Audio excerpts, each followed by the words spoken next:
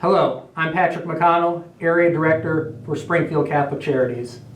In 1929, in the midst of the Great Depression, when food was scarce, lines of men would line up outside St. John's Hospital, hoping for any leftovers that the Hospital Sisters of St. Francis had, which could be given to these men and their families.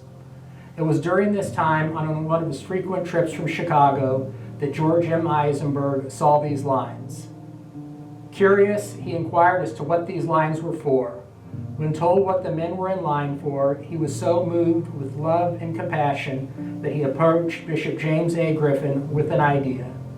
This idea was a place where people could come inside to be fed with dignity and respect. George Eisenberg was someone who grew up in poverty. He knew what it was like to go to bed hungry. This was something that he wanted to make sure that others did not have to experience.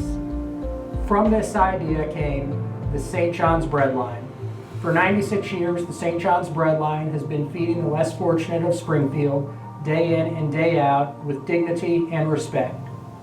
This mission is one that cannot be accomplished without our countless donors and volunteers who throughout the years have joined us in feeding the less fortunate of our community.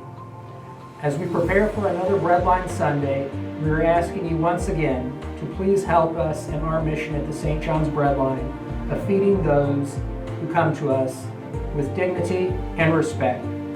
Your donation, either monetary or time as a volunteer, are greatly appreciated. In closing, I am reminded of the words of St. Cesarius of Ars. When the poor are starving, Christ too hungers.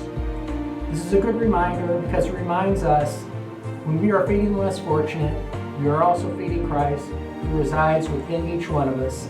Thank you, and God bless you.